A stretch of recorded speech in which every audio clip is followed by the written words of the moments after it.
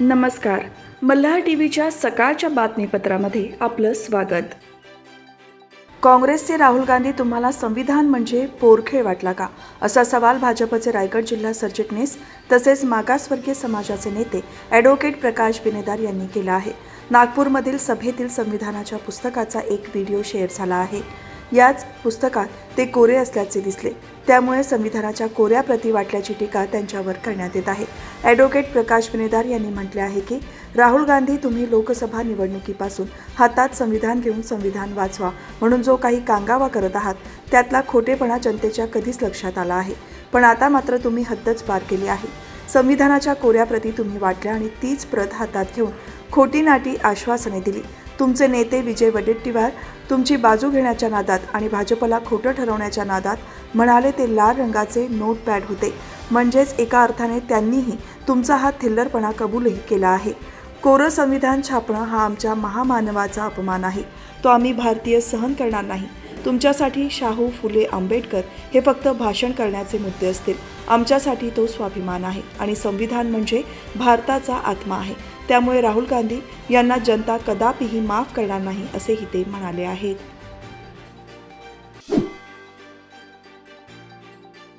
पनवेल महापालिका क्षेत्रात 100 MLD पाणी पुरवणारी न्हावा पाणी पुरवठा योजनेची क्षमता दुपटीपेक्षा जास्त वाढून 228 MLD होणार आहे. त्यामुळे पनवेलकरांना हक्काचे पाणी मिळण्यास उशीर होत आहे.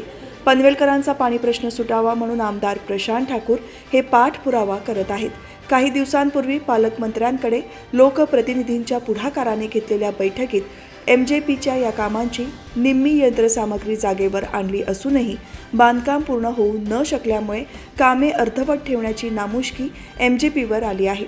पनवेल महापालिका क्षेत्रातील पाण्याचा तुटवडा भरून काढण्यासाठी उपयुक्त ठरणारी न्हावा पाणी पुरवठा योजनेचे काम पाईपलाईनच्या जागेतील अतिक्रमणामुळे रखडले आहे. याचा परिणाम योजनेच्या 22 कोटींच्या यांत्रिकी कामावर देखील झाला आहे. ती पूर्ण झाल्याशिवाय यांत्रिकी कामे करता येणे शक्य नसल्यामुळे ही कामे देखील वाढीव मुदतीत करावी लागणार आहेत. 364 कोटींची बांधकामांशी संबंधित कामे रखडल्यामुळे अवघ्या 22 कोटींच्या कामावरही याचा परिणाम झाला आहे. वयाळ आणि भोकरपाडा येथे पंपिंग मशीन, हेडवर्क्स, सबस्टेशन यासारख्या महत्त्वाच्या कामांसह शुद्ध आणि अशुद्ध पाण्यासाठी पंपिंग मशीन, स्काडा आणि ऑटोमेशन यंत्रणा, एक्सप्रेस फीडर, जलशुद्धीकरण केंद्रातील यांत्रिकीची करण्यास विलंब झाला आहे.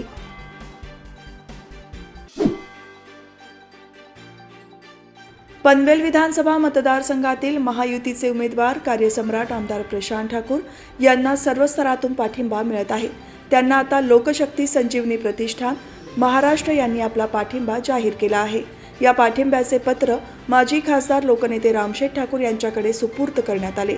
गेली 15 वर्षे पनवेल विधानसभा मतदारसंघाचे प्रतिनिधित्व करणारे लोकसेवक आमदार प्रशांत ठाकूर यांना लोकशक्ती संजीवनी प्रतिष्ठान संस्थेचे संस्थापक अध्यक्ष डॉक्टर संजय अनुसया राजाराम सोनावणे यांच्या आदेशाने जाहीर पाठिंबा देत आहोत. या मतदारसंघात गेल्या 15 वर्षात आमूलाग्र बदल होत आहेत.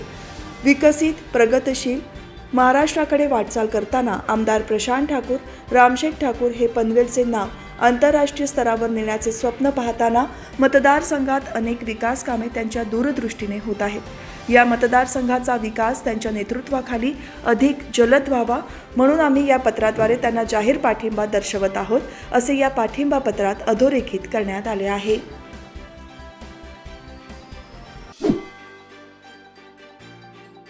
पनवेल विधानसभा निवडणुकीच्या अनुषंगाने भाजप, शिवसेना, राष्ट्रवादी काँग्रेस, RPI, PRP आणि मित्रपक्ष महायुतीचे उमेदवार आणि कार्यसम्राट आमदार प्रशांत ठाकूर यांच्या प्रचाराचा धडाका सुरू आहे.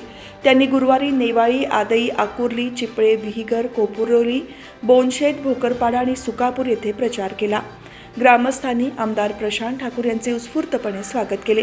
या रॅलीमध्ये भाजपचे उत्तर रायगड जिल्हा अध्यक्ष अविनाश कोळी, पनवेल तालुका अध्यक्ष अरुण शेठ भगत, राष्ट्रवादी काँग्रेसचे नेते भीमसेन माळी, भाजप उपाध्यक्ष संजय पाटील, सरचिटणीस राजेंद्र पाटील, शिवसेनेचे परेश पाटील, RPIचे तालुका अध्यक्ष विजय पवार, अनुसूचित जाती सेलचे जिल्हाध्यक्ष अमित जाधव यांच्यासह महायुतीचे पदाधिकारी आणि कार्यकर्ते मोठ्या संख्येने सहभागी झाले होते. भाजप, शिवसेना, राष्ट्रवादी काँग्रेस, RPI, PRP आणि मित्रपक्ष महायुतीचे उमेदवार आमदार प्रशांत ठाकूर यांच्या प्रचारार्थ केंद्रीय सामाजिक न्याय राज्यमंत्री तथा RPIचे राष्ट्रीय अध्यक्ष नामदार रामदास आठवले यांची उद्या सायंकाळी 7 वाजता कामोठ्यात जाहीर सभा होणार आहे।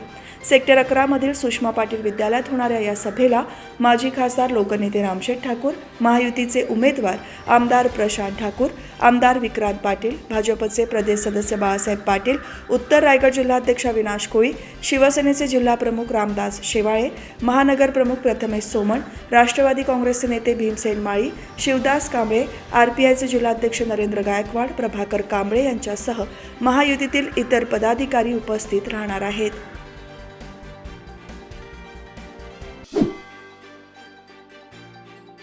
लोकसभा निवडणुकीपाठोपाठ विधानसभा निवडणुकीत वयोवृद्ध मतदारांना घरबसल्या मतदान करण्याची सुविधा उपलब्ध करून दिली जाणार आहे। रायगड जिल्ह्यातील 7 विधानसभा मतदारसंघात एकूण 33,573 वयोवृद्ध मतदार आहेत। या सर्वांना घरीच मतदान करण्याचा विकल्प उपलब्ध करून देण्यात आला होता। मात्र यापैकी 2,427 जणांनी गृहमतदानासाठी नोंदणी केली। 14 नोव्हेंबरपासून जिल्ह्यात गृहमतदानाची प्रक्रिया सुरू होणार आहे। निवडणूक निर्णय अधिकारी घरोघरी जाऊन हे मतदान करून घेतील। राज्यात विधानसभा निवडणूक आचारसंहिता सुरू आहे। अशातच पेण तालुक्यातील खरोशी गावाच्या हद्दीत जंगल भागात हातभट्टीच्या दारूची निर्मिती केली जात असल्याची माहिती पेण पोलिसांना मिळाली।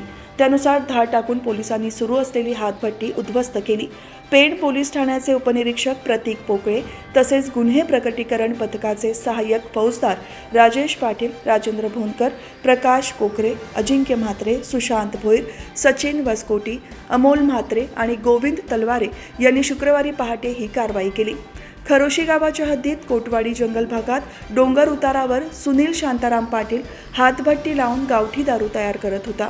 पोलिसांनी त्याला अटक केली आहे। त्याच्याकडून 50 लिटर गावठी दारू तसेच 1800 लिटर गूळ आणि नवसागर मिश्रित रसायन शिवाय हातभट्टीची साधने आणि साहित्य असा एकूण 75,850 रुपयांचा मुद्देमाल जप्त केला। आरोपीविरुद्ध पेण पोलीस ठाण्यात गुन्हा दाखल केला आहे।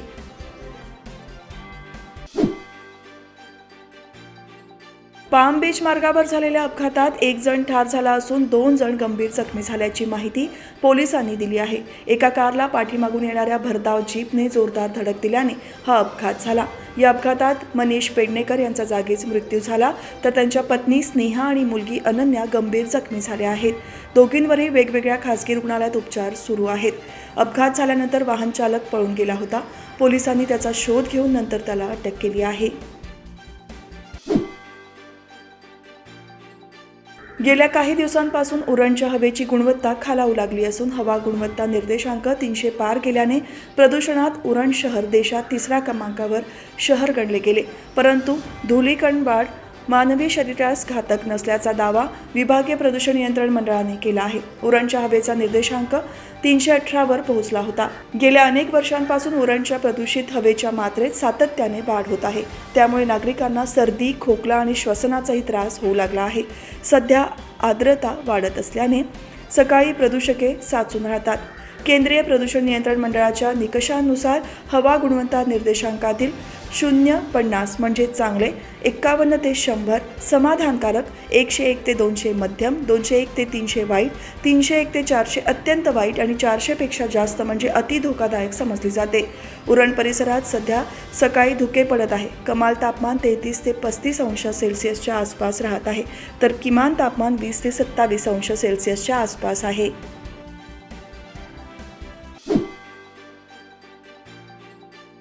देशात सर्वाधिक पाऊस मेघालय राज्यातील चेरापुंजी अन मोसमीराम या गावात पडतो अशी नोंद सर्वत्र आहे। दरवर्षी जून ते सप्टेंबर या 4 महिन्यात त्या भागात सरासरी 9,000 मिलीमीटर पाऊस पडतो। दरम्यान पुणे आणि रायगड जिल्ह्यांना जोडणारा तामिणी हा घाट देशाला सर्वाधिक पाऊस देतो। यावर पुण्यातील 4 ज्येष्ठ हवामान तज्ज्ञांनी संशोधन करून रॉयल मेट्रोलॉजिकल सोसायटी या जगातील प्रतिष्ठित शोधपत्रिकेत अवघ्या जगाला नवी माहिती दिली। मात्र याची देशपातळीवर अधिकृत नोंदणी होणे बाकी आहे। अलीकडच्या काळात मेघालयातील मोसमीराम या गावाने चेरापुंजीलाही मागे टाकत पहिला क्रमांक मिळवल्याची नोंद आहे। मात्र यंदाच्या मान्सूनने तामिणी घाटाचे नाव चर्चेत आले, कारण तेथे यंदा जून ते सप्टेंबर या 4 महिन्यात सुमारे 10,000 मिलीमीटरच्या जवळपास पाऊस पडला। याबाबत पुण्यातील ज्येष्ठ हवामान तज्ज्ञ डॉक्टर जीवनप्रकाश कुलकर्णी यांनी माहिती दिली।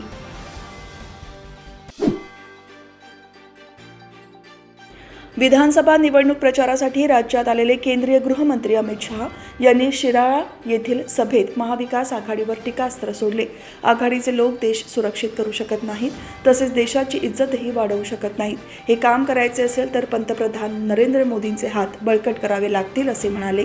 त्याचप्रमाणे आघाडीच्या सरकारने शिराळ्यामध्ये बंद केलेली नागपूजा महायुतीचे सरकार कायद्याचे पालन करत सुरू करेल असे आश्वासन त्यांनी यावेळी दिले।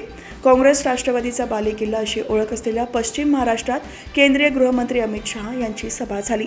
ते म्हणाले की औरंगाबादचे नाव छत्रपती संभाजीनगर झाले, पण महाविकास आघाडीवाले आणि बाळासाहेब ठाकरे यांचे पुत्र उद्धव ठाकरे छत्रपती संभाजीनगरला विरोध करत आहेत। शरद पवार किती जोर लावायचा लावा, छत्रपती संभाजीनगर असे नाव होणारच।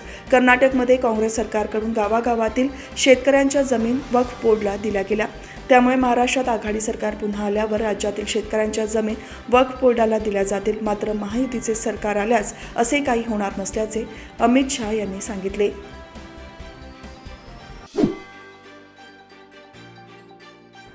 काँग्रेस जातीजातीत भेद निर्माण करण्याच्या प्रयत्नात आहे। महामानव डॉक्टर बाबासाहेब आंबेडकर जेव्हा वंचितांच्या आरक्षणासाठी प्रयत्न करत होते, तेव्हा पंडित जवाहरलाल नेहरू त्याला विरोध करत होते। अनेक अडचणींचा सामना करून बाबासाहेबांनी दलित आदिवासींना आरक्षण दिले। त्यानंतर इंदिरा गांधींनीही SC/SCंना प्रतिनिधित्व मिळू नये यासाठी प्रयत्न केले। SC, ST, OBC हा समाज मजबूत झाला तर काँग्रेसच्या राजकारणाचे दुकान बंद होईल हे त्यांना माहीत आहे, त्यामुळे ते त्यांच्या आरक्षणाला विरोध करतात। अशा शब्दात पंतप्रधान नरेंद्र मोदी यांनी काँग्रेसवर हल्लाबोल केला। महाराष्ट्र विधानसभा निवडणुकीसाठी पंतप्रधान नरेंद्र मोदी यांची पहिली जाहीर सभा धुळ्यात झाली। या सभेला केंद्रीय सामाजिक न्याय राज्यमंत्री तथा RPIचे राष्ट्रीय अध्यक्ष रामदास आठवले, उपमुख्यमंत्री देवेंद्र फडणवीस यांच्यासह इतर नेते आणि कार्यकर्ते उपस्थित होते।